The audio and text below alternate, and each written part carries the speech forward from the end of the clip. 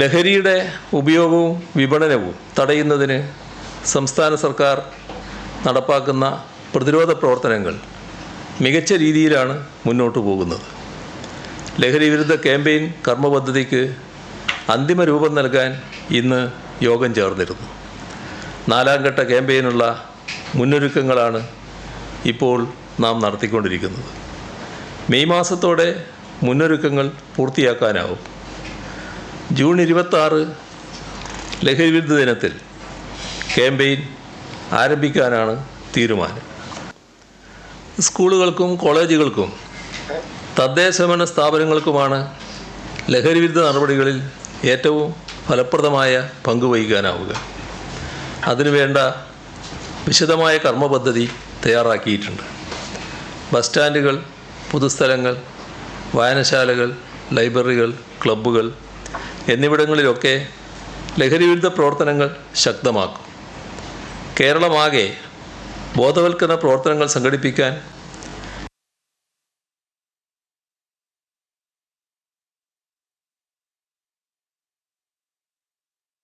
എല്ലാ വകുപ്പുകളും ബോധവൽക്കരണം നൽകാനുമുള്ള മുന്നൊരുക്കങ്ങൾ നടത്തിയിട്ടുണ്ട്.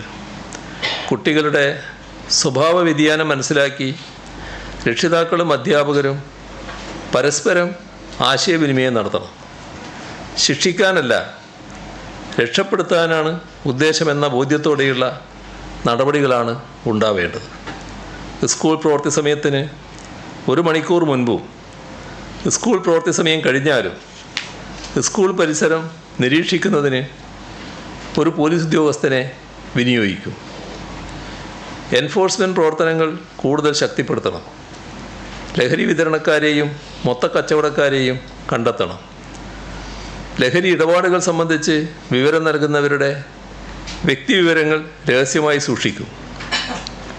ഈ വിവരങ്ങൾ ഏതെങ്കിലും സാഹചര്യത്തിൽ പുറത്തുപോയാൽ അതിന് ഉത്തരവാദിയായ ഉദ്യോഗസ്ഥൻ സർവീസിൽ കാണില്ല.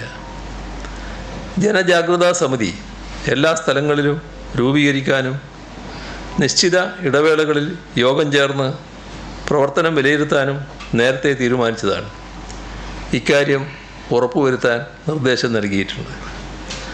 ഓപ്പറേഷൻ ഡി ഹണ്ടിൻ്റെ ഭാഗമായി ഏപ്രിൽ 15 മുതൽ 21 വരെയുള്ള ഒരാഴ്ച കാലയളവിൽ 15,530 വ്യക്തികളെയും ഏപ്രിൽ 22 മുതൽ 28 വരെയുള്ള ഒരാഴ്ച കൊണ്ട് 14,848 വ്യക്തികളെയും പരിശോധിക്കുകയുണ്ടായി.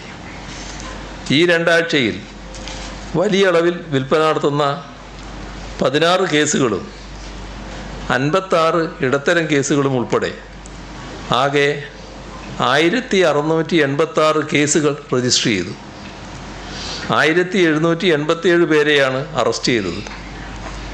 573.55 ഗ്രാം MDMA-യും 204.82 കിലോ കഞ്ചാവും പിടിച്ചെടുത്തു.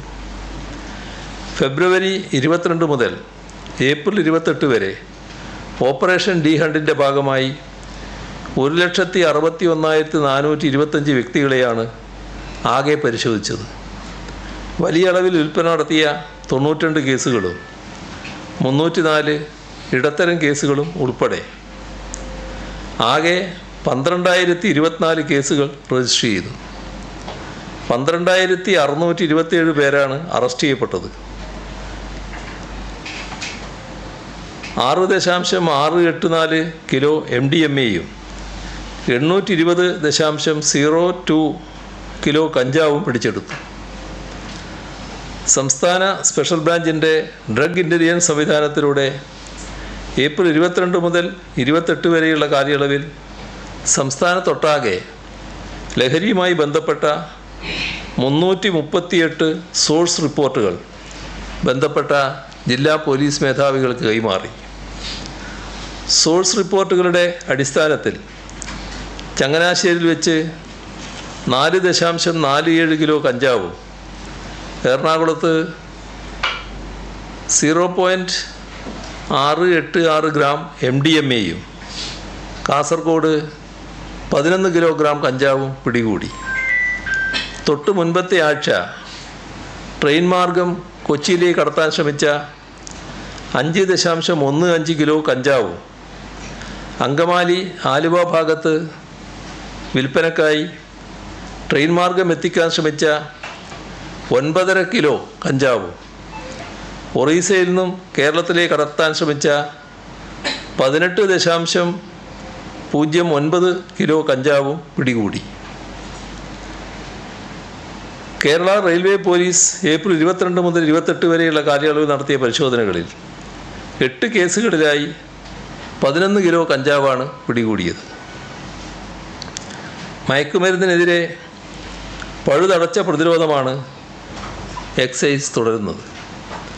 ഏപ്രിൽ 22 മുതൽ 27 വരെ സംസ്ഥാന എക്സൈസ് 37.07 കിലോഗ്രാം കഞ്ചാവ്, 70.551 gram MDMA, 29.961 gram methamphetamine, 31.887 gram heroin, 3.115 gram brown sugar ഇവയെല്ലാം പിടിച്ചെടുത്തു. 288 കേസുകൾ രജിസ്റ്റർ ചെയ്തു. 271 പേരെ അറസ്റ്റ് ചെയ്തു. ലഹരി വിപത്തിനെതിരെ കേരളമാകെ ഉയരുന്ന ജനകീയ പ്രതിരോധം ലോകത്തിന് തന്നെ മാതൃകയാണ്. ബോധവൽക്കരണം നൽകുന്നതിനും പ്രതിരോധമുയർത്തുന്നതിനും എല്ലാ വിഭാഗം ആളുകളും മുന്നോട്ട് വരികയാണ്. വിവിധ സംഘടനകൾ, സാംസ്കാരിക കൂട്ടായ്മകൾ, റെസിഡൻഷ്യൽ അസോസിയേഷനുകൾ എല്ലാം നാടിനായി പ്രതിരോധ കവചമുയർത്താൻ പ്രതിജ്ഞാബദ്ധമായി പ്രവർത്തിക്കുന്നു. ആലപ്പുഴ മണ്ഡലത്തിൽ രൂപം നൽകിയ ലഹരിക്കെതിരെ ജനകീയ കവചം ഈ ക്യാമ്പയിൻ മാതൃകാപരമായ ഇടപെടലുകൾക്കാണ് തുടക്കം കുറിച്ചിട്ടുള്ളത്.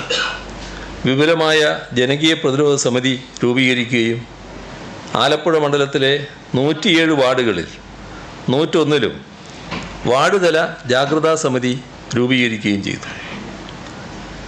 മനുഷ്യച്ചങ്ങലയും കായികമേളയും പോലുള്ള വലിയ ജനാവലിയെ പങ്കെടുപ്പിച്ച ബോധവൽക്കരണ പ്രവർത്തനങ്ങൾ സംഘടിപ്പിച്ചു. പൊതുവിദ്യാഭ്യാസ വകുപ്പിൻ്റെ നേതൃത്വത്തിൽ ലഹരി വിരുദ്ധ ക്യാമ്പയിൻ്റെ ഭാഗമായി തിരുവനന്തപുരം ചന്ദ്രശേഖരൻ നായർ സ്റ്റേഡിയത്തിൽ അധ്യാപകരും രക്ഷിതാക്കളും വിദ്യാർത്ഥികളും ഉൾപ്പെടെ 1500 പേർ പങ്കെടുക്കുന്ന മെഗാ സൂംബ ഡാൻസ് ഇന്ന് വൈകുന്നേരം നടത്തുകയുണ്ടായി. തിരുവനന്തപുരം റൂറൽ ചായം ജംഗ്ഷനിൽ ഓട്ടോ തൊഴിലാളികളുടെ നേതൃത്വത്തിൽ ലഹരിക്കെതിരെ പരിപാടിയും സംഘടിപ്പിക്കുകയുണ്ടായി.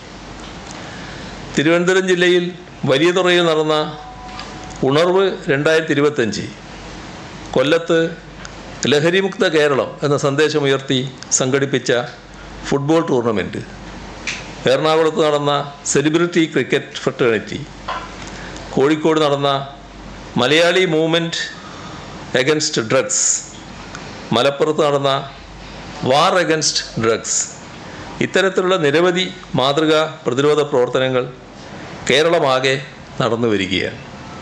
കൂടുതൽ ആളുകൾ ഈ പ്രവർത്തനങ്ങളിൽ സജീവമായി ഇടപെടാനും നാടിനായി ലഹരിക്കെതിരെ പ്രതിരോധ കവചം തീർക്കാനും മുന്നിട്ട് ഇറങ്ങുന്നു. അതിനിയും കൂടുതൽ ശക്തിപ്പെടുത്തണം എന്നാണ് അഭ്യർത്ഥിക്കാനുള്ളത്. വിജിലൻസ് ആൻഡ് ആൻറ്റി കറപ്ഷൻ ബ്യൂറോയുടെ നേതൃത്വത്തിൽ പൊതുജന പങ്കാളിത്തത്തോടെ നടത്തിവരുന്ന അഴിമതി മുക്ത കേരളം ക്യാമ്പയിൻ മികച്ച രീതിയിൽ തുടരുകയാണ്. 2025 ഇതുവരെ വിവിധ സർക്കാർ ഓഫീസുകളിൽ 175 മിന്നൽ പരിശോധനകൾ നടത്തിയിട്ടുണ്ട്. മിന്നൽ പരിശോധനകൾ കണ്ടെത്തിയ കണക്കിൽപ്പെടാത്ത 6 ലക്ഷത്തിലധികം രൂപ പിടിച്ചെടുത്തിട്ടുമുണ്ട്. ഇന്ന് മന്ത്രിസഭാ യോഗം ചേരുകയുണ്ടായി. ദേശീയപാത വികസനത്തിൽ നാഴികക്കല്ലായി മാറാൻ പോകുന്ന ഒരു തീരുമാനം. കേരളത്തിൻ്റെ വികസനത്തിന് ദേശീയപാത വികസന പദ്ധതികളും പുതിയ ദേശീയപാതകളും അനിവാര്യമാണ്. ഇത് സംബന്ധിച്ച വിശദമായ നിർദ്ദേശം കേന്ദ്ര ഉപരിഗതാഗത മന്ത്രിക്ക് സമർപ്പിച്ചിരുന്നു. സംസ്ഥാനത്തിൻ്റെ കൂടി പങ്കാളിത്തം ഇത്തരം പദ്ധതികളിൽ വേണം എന്ന ആവശ്യം കേന്ദ്രമന്ത്രിയുടെ ഭാഗത്തു നിന്ന് തന്നെ മുന്നോട്ട് വന്നു. ഈ വിഷയം പരിശോധിച്ചു. വരാനിരിക്കുന്ന ദേശീയപാത പ്രവൃത്തികളിൽ കൂടി സംസ്ഥാനത്തിൻ്റെ പങ്കാളിത്തം ഉറപ്പുവരുത്തുന്നതിന് തീരുമാനിച്ചിട്ടുണ്ട്. ഭാവിയിൽ ദേശീയപാത അതോറിറ്റി കേരളത്തിൽ നടപ്പാക്കുന്ന പദ്ധതികൾക്ക് ആ പദ്ധതികളുടെ എണ്ണം കൃത്യമായി രേഖപ്പെടുത്തിയിട്ടുണ്ട്.